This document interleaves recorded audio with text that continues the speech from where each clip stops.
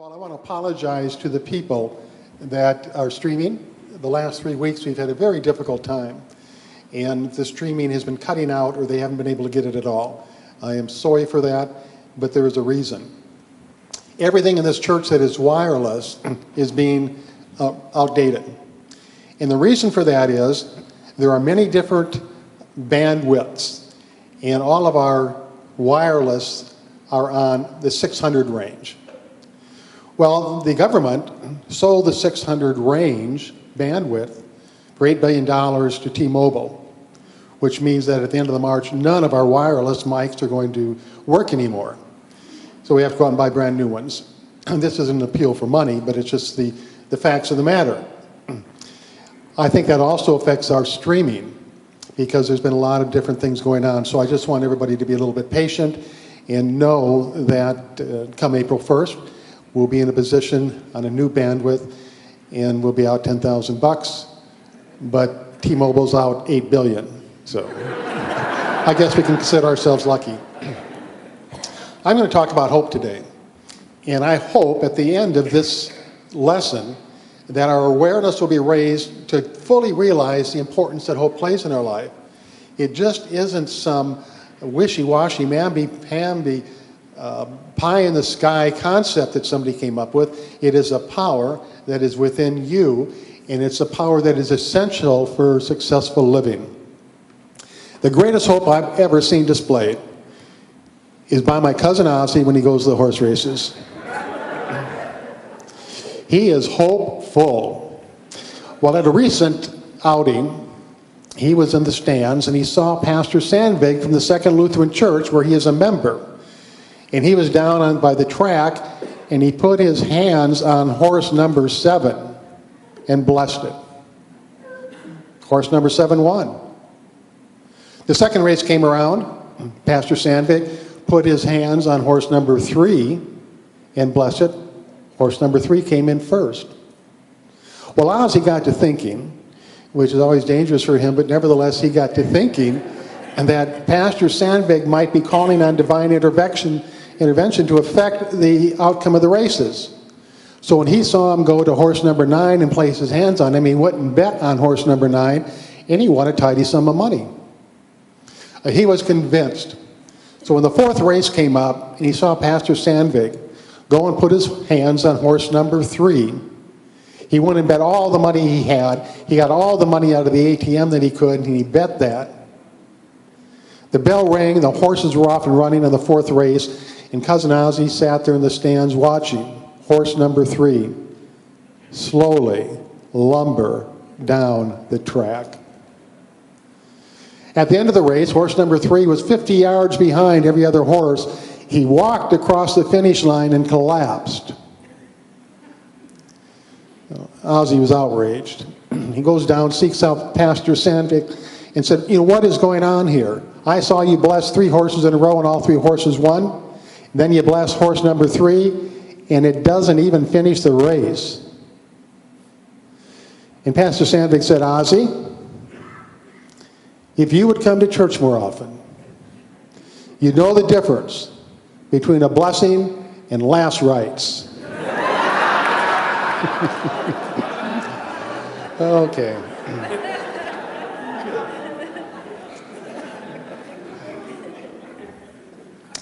I'm going to talk about hope today. And unfortunately, hope really gets a bad rap.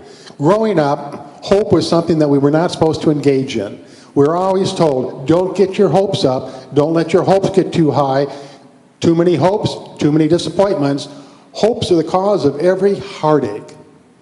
And they didn't want us to think in the world of imagination, like what could be. They didn't want us to hope for thoughts because they thought we were going to be disappointed and that we were going to get hurt. But that is not true at all. Hope is a power. It's a power within you. It's a spiritual power that each and every one of us has, and it is essential for every successful undertaking.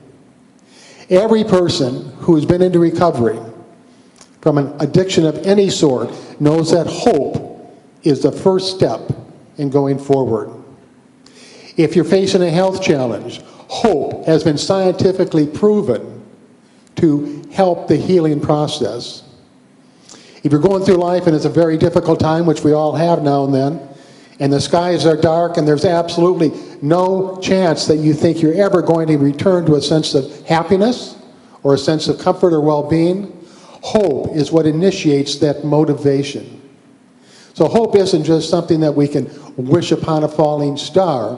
Hope is something that we can utilize in our lives to truly make things better. Everything in life starts with desire, whether it's you, me, or the animal world. There is a desire to eat. So they embark upon a food-finding trip. And we desire to drink, so we go and get a glass of water or something. We desire to sleep, so we sleep. Everything begins with desire, but until that desire is acted upon, until we move forward to gratify it, nothing's going to happen. It is hope that initiates that first movement towards whatever it is that we desire in the gratification of that desire. Now here I need to distinguish between hope and faith. Two totally different things. You can have hope without faith, but you can't have faith without hope. And here's the difference. Faith is basically of the past. Faith comes about as something that I've learned in the past that I've come to believe is true, and I have faith in it. Hope is something of the future. It is something that I want to be true at some point. I want things to be a certain way. I want to get certain things. Hope's of the future. Faith is of the past. Now, as an example, I have faith that the light will come in the morning. I have faith in the orderly procession of the seasons. I have total faith in the law of gravity. I know if I step off this stage, I'm going to plummet to the ground. I have faith in that which I believe to be true. Now, hope, on the other hand, is something that we want to be true, but there's absolutely no evidence pointing to the fact that it will be true. It is just something that we desire within us. I have faith. If I step off here, I'll plummet to the ground. I hope I don't get hurt in that process. Understand the difference? So when we talk about hope, we're not necessarily talking about having faith in God or having a religious faith or a spiritual faith, but rather it is I have the opportunity to determine what I want in the future or how I want my life to be. And if my hopes lead me, motivate me, initiate me to take that first step, the second step will be shown to me. Now, I've hoped for a lot of things in my life that I've never got.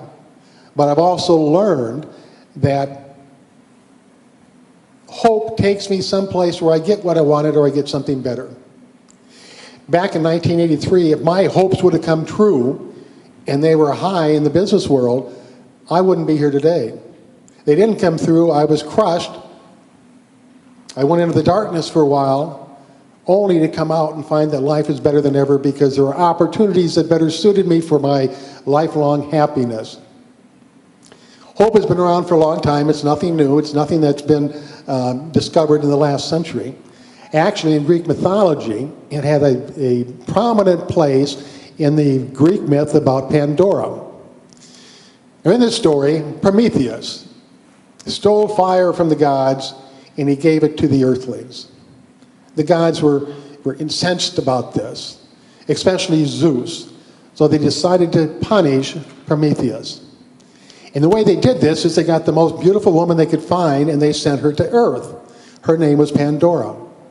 But before she left, they gave her a box and they said, this has gifts from the gods, but you can never, ever open it. They also made arrangements to make sure that Pandora ran into Prometheus, the little rascal that wanted to do a fire show for his friends. So Pandora gets to Earth, she runs into Prometheus, he asks about the box, and she tells him. Well, Prometheus starts working on here, open the box, open the box. She said, no, I can't do that. They told me to never, ever open it. They said, but there's something in there they want you to have. And he continued and persisted until at last he wore her down, she opened the box. And when she did, every evil that we know of in this world came out. Every sickness, every disease, every crime, everything bad was in that box, and it escaped and spread all over the earth. There's only one thing left, and that was hope. Because the gods knew in order for human beings to overcome all this badness, they had to have hope to make it through. Hope is just that essential. Now, one of the greatest signs of hope that I've ever seen is with the Hoyt family from Massachusetts. It is Dick and Judy Hoyt, and they had a son named Eric, who was 11 years old. They had a son named Eric, and when he was born, he was strangled by the umbilical cord and suffered brain damage.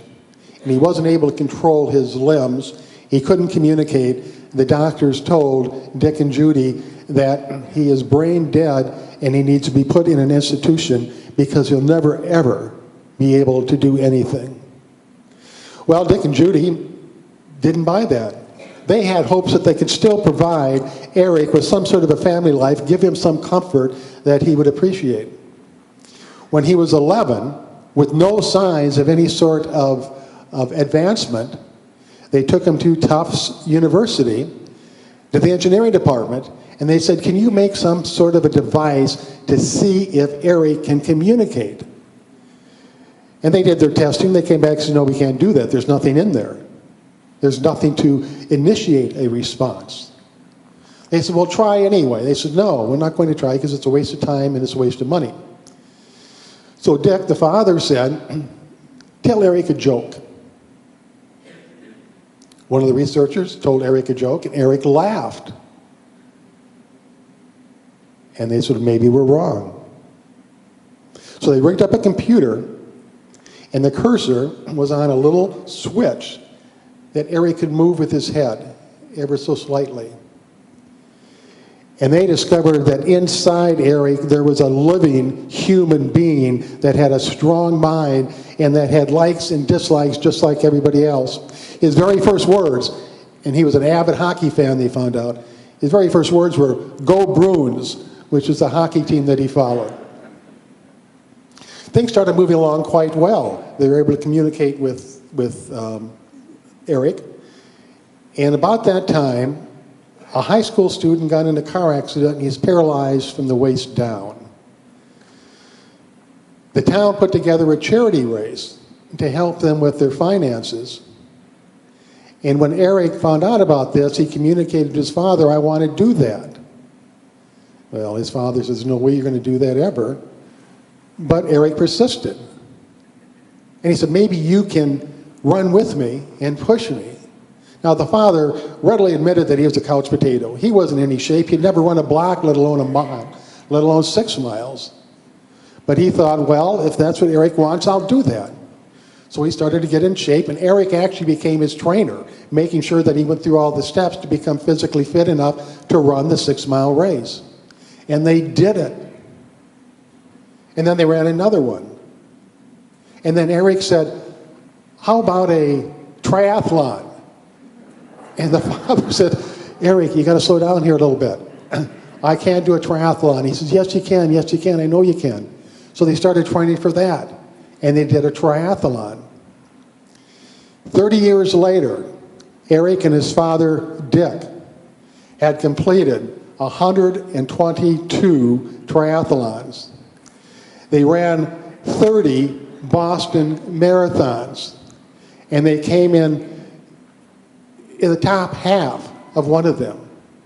It was incredible what had happened. Now, I bring this up because the hope was there, and it wasn't necessarily with Dick and Judy.